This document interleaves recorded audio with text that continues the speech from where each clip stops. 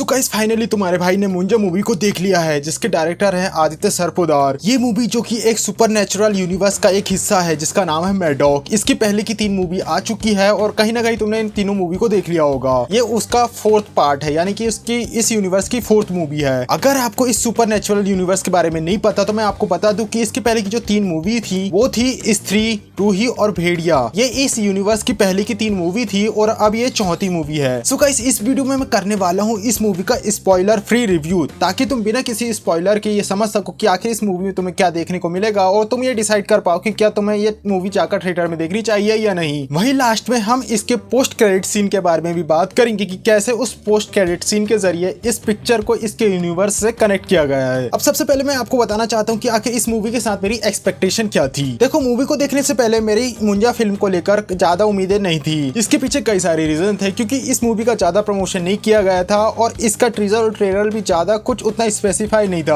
और एक और बात थी कि इसमें कोई बड़ी कास्ट नहीं थी, यानी कि कोई बड़ा एक्टर नहीं था, जिसके कारण लोग इसे देखने जाते। पर जब मैंने इस मूवी को जाकर देखा तो मैं काफी हैरान हो गया, क्योंकि जैसा मैंने एक्सपेक्ट नहीं किया था इससे ज्यादा ये मूवी मुझे पसंद आई। मैं ये कहना चाहूंगा कि जो मैडॉक फिल्म्स की जो कॉमेडी हॉरर जॉनरा है, इसमें ये मूवी काफी अच्छी अपनी जगह बनाती है। मूवी की शुरुआत से ही मूवी आपको कैच करके रखती है, आपको एक अच्छे हुक्स के साथ पकड़ती है और एंड तक वो हुक आपका बना रहता है। मूवी में जिस तरीके का डायरेक्शन और विजुअल्स दिखाया गया है वे भी काफी अच्छे हैं। इसके जो कैरेक्टर है जिन्होंने यहाँ पर अपनी एक्टिंग को दिखाया है, उनकी एक्टिंग भी ऑन पॉइंट होती है, यानी कि वे अच्छी एक्टिंग दिखाते हैं। हालांकि इस मूवी के कुछ नेगेटिव पॉइंट्स भी हैं, जैसे कि इसमें जो मुंजा है जो कि इसका विलन है, जो कि ब्रह्म राक्षस है, उसका जो वीएफएक्स दिखाया है वो उतना खास नहीं होता है। यानी कि हम ये कहें कि बेस्ट था नहीं थे। बेसिकली यहाँ पर मैं ये कहना चाहूंगा कि यहाँ पर जिस तरीके का वीएफएक्स यूज किया गया है ये और अच्छा हो सकता था। हालांकि यहाँ पे जो विजुअल्स दिखाए हैं, जैसा कि सीन पहाड़ वाला सीन या गांव का सीन, वे काफी अच्छे हैं और ऑन पॉइंट लगते हैं। वहीं यहाँ पर एक बात और आपको मैं बताना चाहूंगा कि कैसे ये मैडॉक सुपर नेचुरल यूनिवर्स का पार्ट जरूर है, लेकिन इसमें इसकी कहानी के साथ उन कहानी को मिक्स नहीं किया गया है, बल्कि लास्ट में एक पोस्ट क्रेडिट सीन दे दिया गया है कि कैसे ये उस यूनिवर्स से कनेक्ट करता है। यानी बेसिकली मैं कहना चाहूंगा कि कैसे जब किसी यूनिवर्स की जो 2-3 मूवीज होती हैं, उन्हें बीच बीच में ऐसे पार्ट डाले जाते हैं कि वे एक यूनिवर्स से दूसरे यूनिवर्स में कनेक्ट होंगे, लेकिन इसमें डायरेक्ट लास्ट में एक पोस्ट क्रेडिट सीन दे दिया गया है कि यहाँ से ये कनेक्ट हो जाएगा। बेसिकली मैं यहाँ पर ये कहना चाहूंगा कि क्या ये तुम्हें जाकर देखनी चाहिए। मैं कहूंगा कि अगर हाँ तुम फ्री हो और कुछ अच्छा देखना चाहते हो तो जाकर देख लो, वन टाइम वॉच जरूर है ये मूवी, और नहीं तो फिर ओटीटी का वेट तो कर ही सकते हो। वहीं हम बात करें इस मूवी की कहानी की, तो ये मूवी आधारित है ब्रह्म राक्षस के ऊपर। चलिए इसे अब हम हमारे सनातन साहित्य के जरिए समझने की कोशिश करते हैं। तो जैसे कि हमारे हिंदू धर्म के अनुसार किसी भी इंसान के जीवन को 4 भागों में डिवाइड किया गया है, जैसे कि ब्रह्मचर्य,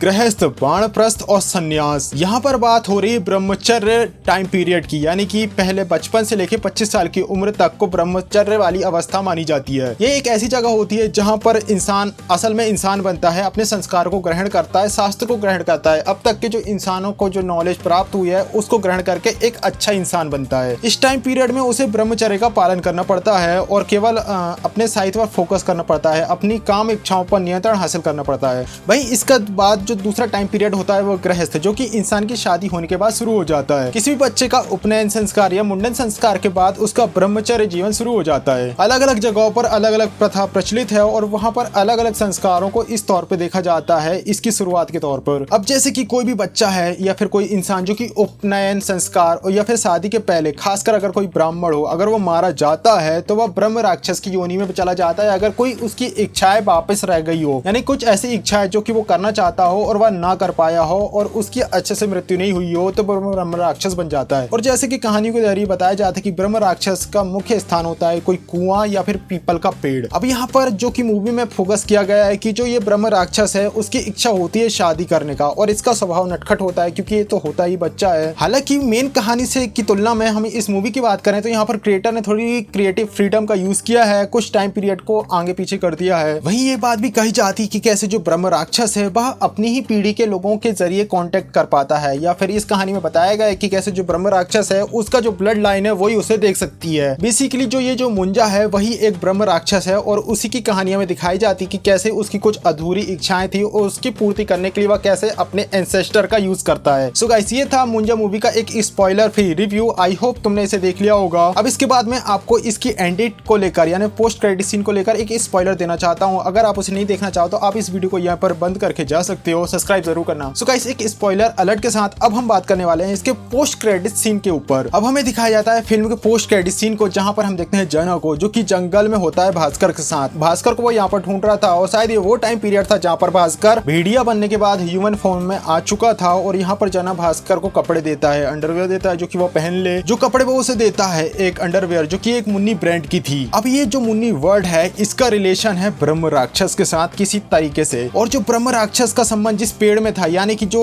मुंजा है वह जिस पेड़ में रहता था उस पेड़ को काट दिया गया है और अब उस पेड़ की लकड़ी आती है जहाँ पर जना और भास्कर है, जहाँ पर मुंजा बाहर निकलता है और जना और भास्कर को देख लेता है और इस तरीके से ये मूवी भेड़िया मूवी से कनेक्ट हो जाती है। बेसिकली मैं यहाँ पर ये कहना चाहता हूँ कि जो मुंजा है जिसका संपर्क उसके पेड़ में से था, यानी पे जहाँ पर वो लटका करता था, उसको काट दिया गया है और जब उसकी लकड़ी को ट्रांसफर किया जा रहा था तो वो लकड़ी वहां पर जाती है जहां पर होते हैं जना और भास्कर, और इस तरीके से ये भेड़िया मूवी के साथ कनेक्ट हो जाती है। सो गाइस, आई होप ये वीडियो आपको पसंद आया होगा, मेरा ये एक्सप्लेनेशन और spoiler free review. So comment box जरूर बताने कि क्या तुम इस मूवी को देखने जा रहे हो क्या, और अगर तुमने इस मूवी को देख लिया तो ये तुम्हें पसंद आई या नहीं, तुम्हारा क्या सोचना इस बारे में। सो गाइस, मिलते हैं नेक्स्ट वीडियो में, तब तक के लिए बाय।